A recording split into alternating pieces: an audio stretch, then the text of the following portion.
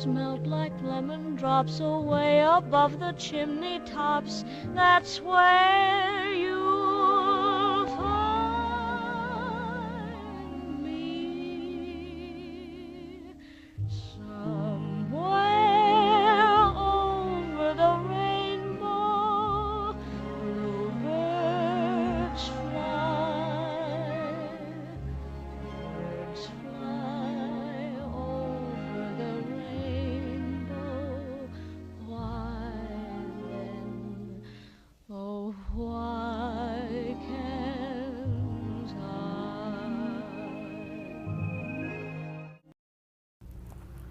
All right, hello. I'm very excited to have my first podcast.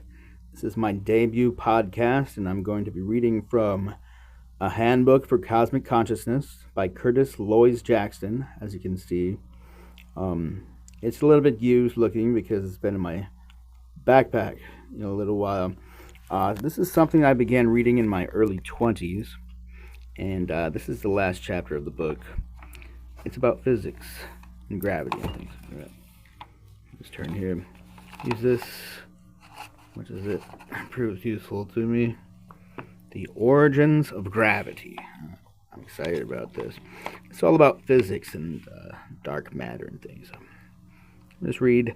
I'll provide like a light commentary, but just expect this is the Reading Rainbow. It's all about reading. All right. Since gravity is an integral part of creation, we need to track it from its inception, the very beginning of time. So take my hand and travel with me in time to the very beginning of creation, when our universe, devoid of all else, was filled with black antimatter. Even the very space you now occupy, as you read this, was filled with super frozen antimatter maintained at absolute zero. And then he says absolute zero, and let's look this up. Negative 459.67. 460, that's an A sharp. It's interesting. Fahrenheit. Antimatter. We're looking at an endless three-dimensional void, filled with a solid black substance frozen at 0 degrees Celsius. I speculate that because there is nothing with which it can be compared, this black solid substance is probably globular or ball-shaped and could be any relative size. As you can imagine, to make sense of this place, which is devoid of light or anything at all familiar, was well beyond human ability.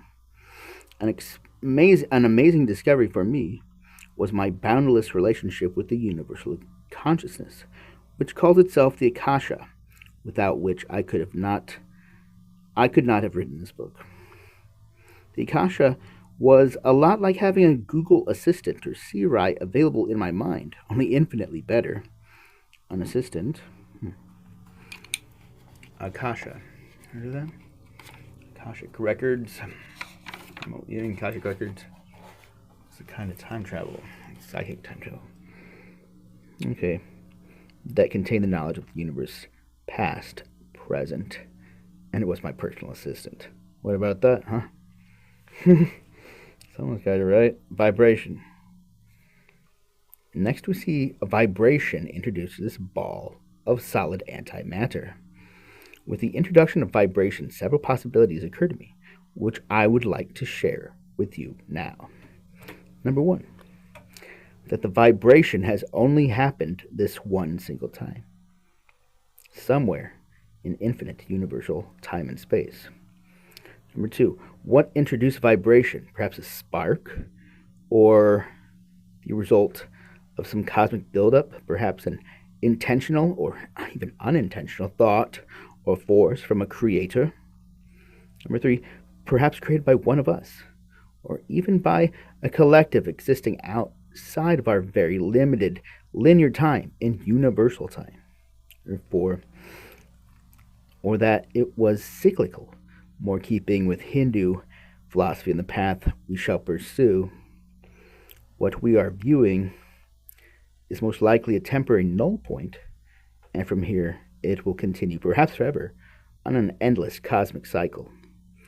Here are some brief background speculations from previous observations. Even though antimatter technically exists as the first dimension, it occupies all three dimensions of space. This is a crucial piece of information that abruptly divides my observations from those currently being entertained by the scientific community. Curtis is a very smart man. I've been following him since my 20s. I'm referring to this as a first dimension because it is first in the order of appearance of dimensions in the creation of our universe in linear time. Just for added clarity, the first dimension, as well as all subsequent dimensions, occupy the three basic dimensions of space: length, width, and depth. We will study time as a separate entity in a later chapter. Okay, this is the last chapter of this book, so I don't know. Antimatter is so called because it's antithetical to matter. Antimatter. Antimatter is a fundamental material used to create matter. Antimatter remains antimatter until it is created into the creative process, and only then does it become matter. Antimatter contains no space or atomic, /subatomic, or molecular structures, nor motion of any kind, although it may eventually travel as a massive cloud formation from leftover antimatter no longer dense enough to participate in the, quote, creation of galaxies. Interesting. Crystalline universe. All right. This part is a bit tricky. I've watched this series of events many times under the guidance of the Akasha, and always came away with the same undeniable conclusion, that antimatter is actually water in an unstructured state. Note the Akasha preferred that I make discoveries on my own, only helping me when I was stymied. To clarify, evidently subjecting water to absolute zero causes it to lose its molecular structure. What is left is antimatter, the fourth state of water.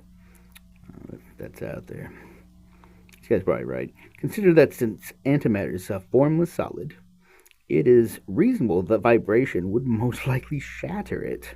We're fortunate in that you and I are now situated at the exact time and place to see this amazing, instantaneous, and universal fracturing of antimatter. As we watch, we see the creation of a temporary crystalline universe, beautiful beyond compare, that soon devolves into a frozen C30 A sharp.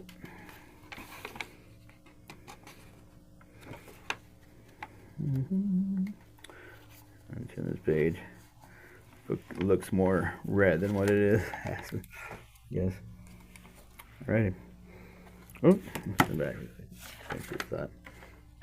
That soon devolves into a frozen liquid at a temperature above. That soon devolves in frozen liquid at a temperature above absolute zero, heated by friction. In other words, antimatter changes states from super frozen water, the first state of antimatter at absolute zero, to crystals, the second state of antimatter, several degrees above absolute zero, to frozen liquid, the third state of antimatter. These subsequent changes in states are entirely due to the introduced vibration.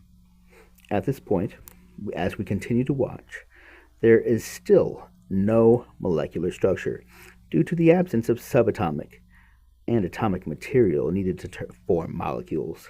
It is still too cold for these formations at just above absolute zero, a subtle but necessary distinction. Continuing to observe, we see the formation of high and low pressure points caused by the newly introduced vibration, similar to patterns seen in water when vibration is introduced. It may seem that there would be no difference between antimatter at absolute zero and antimatter at a few degrees above absolute zero. However, the difference lies in potential. At absolute zero, antimatter has no potential to change. It would remain in this frozen state forever. At above absolute zero, it has the potential to change into matter, which it subsequently does. And guess what? We get to watch the process. Please understand that the water we are observing, quote water, that we are observing is far from the stuff you drink. In a super frozen state, its density is beyond measure. It is not unreasonable to think that a teaspoonful of antimatter might weigh thousands of tons or more. Let's look for a moment at a single pressure point in a high-pressure area. I later deduced from my assistant that this was most likely a rudimentary hydrogen atom, with the low-pressure center being the proton and the engulfing high-pressure area being the, quote, electron field. Interesting, the sudden and uniform fracturing of antimatter would indicate a static universe, and not one formed from a Big Bang. I'm getting to myself, yep. I know that this is a lot to process, so I will stop here. In the next installment, we will follow the conversion process of antimatter into matter and the birth of gravity. This process is a lot easier to understand than it sounds. Gravity, Part 2. All right, I'm just moving on. In this installment, we'll look at the birth of gravity. First, a quick review of antimatter. Looking at it from a little different perspective, if we consider the law of order as concerns this model of creation, we have 1. Pure antimatter comes first, and importantly, whose normal temperature in space without motion or friction is 0, the complete absence of heat. To clarify, only through a process of manufacturing friction can heat temperature occur, because the normal pre-creation temperature of space is no temperature whatsoever. This is also the natural condition of pure antimatter, existing in an empty pre-creation space. To say that antimatter occurs first is actually a misnomer, because in this model, antimatter already existed. It is more like if everything that can be removed is removed, that in this pre-creation universe, with its subsequent lack of temperature, only antimatter remains. Number 2, vibration comes second, and importantly, it must be introduced or manufactured. With vibration comes friction, with friction comes heat. 3, the crystalline universe. Next in the law of order comes a fracturing of the solid antimatter universe into crystals and its attendant vibration. 4, liquefaction, a process by which the crystalline universe, at just above absolute zero, becomes pliable, similar to a viscous fluid, but immune to freezing due to the absence of molecular structure. 5, formation of black holes. Next in order come high and low pressure points, formed in the viscous liquid that is now the form antimatter has assumed due to vibration and vibration's effect on antimatter. It is here that the formation of a rudimentary proton takes place at each low pressure point, hole surrounded by a high pressure area, electron field. Hydrogen, man. The matrix is a hydrogen area. What? Protons are charged, right? Explosion. Let's just read on. All right. But I digress. This is the master hydrogen atom / stellar formation, and as we shall see in this segment, is the universal construct for all black holes. Interesting, right? Master hydrogen atom. This is interesting. In this segment, an examination of the formation of the master hydrogen atom is in order. Sounds complex. It's actually very simple. Watch with me as vibration forms high and low pressure points. The low pressure point is a rudimentary proton, while the surrounding area that engulfs the proton is its electron field. The difference in potential forces the creation of dark energy. The low pressure proton is attractive or positive to liquefied antimatter, while the high pressure engulfing area surrounding the proton is repulsive or negative.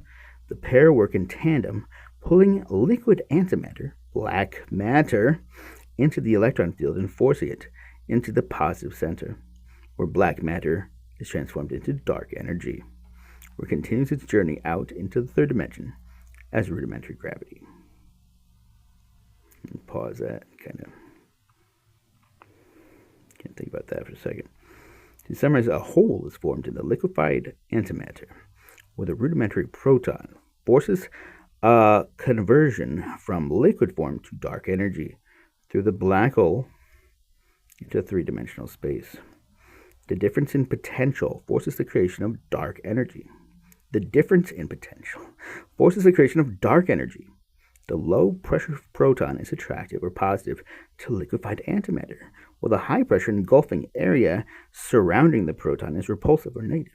The pair work in tandem, pulling liquid antimatter, black matter, into the electron field and forcing it into the positive center, where black matter is transformed into dark energy, where it continues its journey out into the third dimension as rudimentary gravity. Moving along. To summarize, a hole is formed in the liquefied antimatter, where the rudimentary proton forces conversion from liquid form to dark energy through the black hole into three-dimensional space.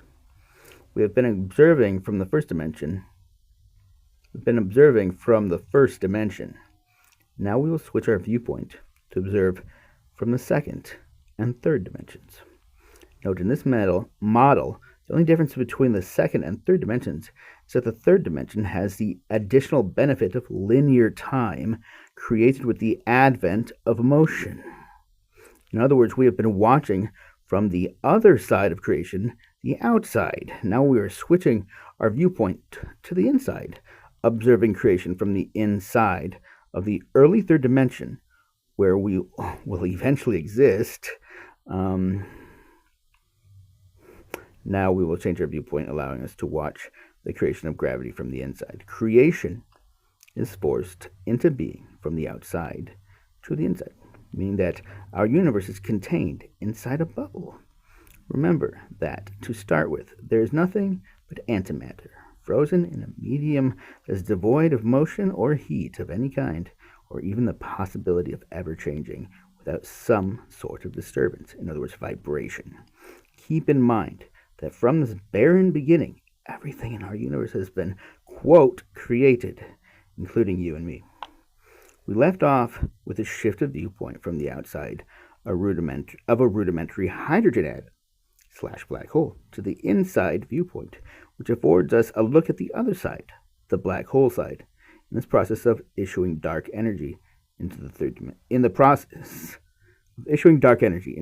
dimension. Okay. We were watching the formation of a mechanism designed for one purpose, that of converting raw antimatter in its structureless, liquid, post-crystalline form at just above absolute zero into dark energy. And to explain a viewpoint that exists when we consider the first dimension as potential dark energy, which is then funneled through a virtual hole in the second dimension, leaving the dark energy unscathed.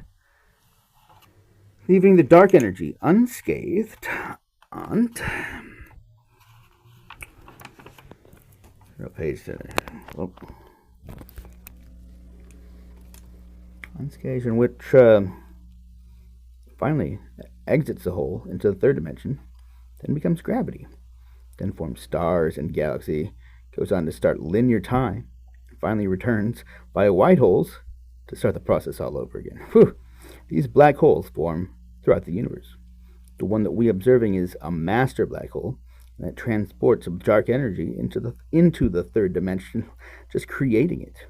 To me, the analogy that comes to mind is blowing up a balloon. The air is invisible, and to begin with, the balloon is in a deflated state. As the air is forced into the balloon, it inflates. The outside air existing outside the balloon is forced through a black hole, the neck of the balloon, into its interior. Once the internal pressure is sufficient, the air seeks returns via tiny holes in the balloon surface, white holes. In other words, the third dimension in creation itself as we know it would not exist if it were not for dark energy. Looking at the master black hole we've been examining, we notice that it possesses a repulsive potential. The dark energy that emits from it pushes away. This is one of the most important facts to take away with you about a master black hole. It is unique in that it has a negative polarity, repulsive, in relation to white holes, which are positive or attractive. At this time, I believe that master black holes are cyclic, in that in the beginning they exhibit a negative or repulsive nature, and later they reverse polarity, exhibiting a positive or attractive nature, a state in which they gobble up their own children. Somewhat. So we also notice that the black hole resembles a hydrogen atom, in that it has a proton-like center and something similar to an electron field surrounding it. Our Milky Way galaxy has one at its center, as does, I believe, most, if not all, spiral-type galaxies, if not all galaxies. In my model, a master black hole emits dark energy, which amasses, forming a condensed bubble of dark energy. This becomes the birthplace for new stars. It's like, I'm not crazy. As the dark energy is emitted, it takes on a rotation in the same direction as the master black hole. The result is the formation of spiral arms, flinging new stars out into the void. As we follow dark energy as gravity, we'll understand that it seeks any and all methods of return. To put it another way, the flow of dark energy is a closed circuit. First, it is created and forced out of a master black hole into the third dimension. The hole is actually a tunnel from the first dimension through the second dimension to the third. Think of dark energy as a gas. When the potential reaches a point where there is more pressure in the 3D than in the 1D, the gas seeks a return to the 1D to neutralize the pressure. Let's concentrate for a moment on the nature of a typical return. Just about every celestial body, stars, planets, moon, etc. are returns. Let's take our sun, for example. It is a ball with a certain diameter. Its diameter is actually a hole or tunnel through the second dimension from the third dimension and into the first. It is a return. This is a simplified explanation. Now, I bet he's right on science-wise. No, that's what I'm walking with. This guy's probably right. Early on, when the hole that is our sun formed, it was free of any obstruction. The hole has a natural filter that allows only dark energy to pass. Anything else, including space, dust, and debris, is filtered and accumulated in the space that is the hole. It even filters atomic and molecular material. The result is a choking of the hole, stopping everything except dark energy, which continues to flow without hindrance. Since the most abundant atom in the universe is the hydrogen atom, a great deal of what is clogging the sun is hydrogen. When the accumulation of a certain amount of hydrogen occurs, it triggers a natural fusion process, converting hydrogen into helium, and the resultant release of energy, turning the hole into the fireball we enjoy today. We finally get to see and understand exactly what gravity is. Continuing to use our sun as an example of a hole for dark energy returning to the first dimension, understand that no matter how clogged the sun becomes, dark energy always what? Glows?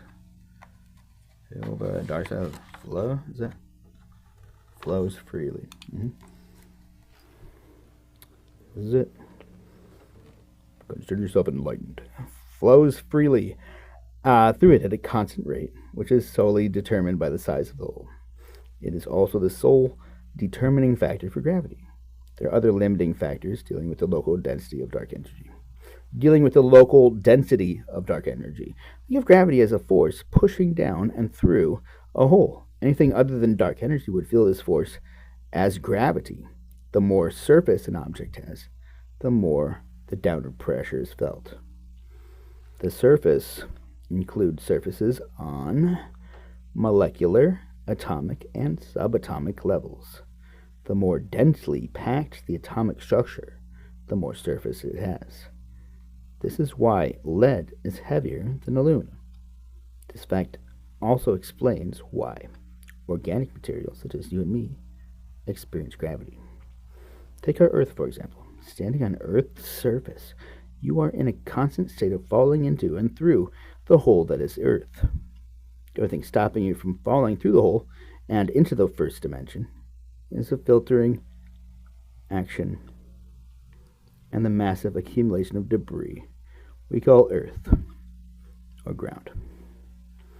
The reason Earth's core is molten is constant friction of dark energy passing through it on its way to the 1D. That's it, folks. See, not so difficult to understand it all. Finally, my intention at this point is to create a set of workbooks with color charts, included to assist students with the study of this book. Over time, you might check to see if they are available on Amazon yet. Curtis Loys Jackson, born March the 1st, 1937. At one time an actor. I think he'd be 89. This work was originally called A Course in Time Travel. And now the book on Kindle is called A Handbook for Cosmic Consciousness. It's on more than just gravity, which is, it sounded new, man. It sounded like a new take on it. So that's really all I got to say. Peace. Be well.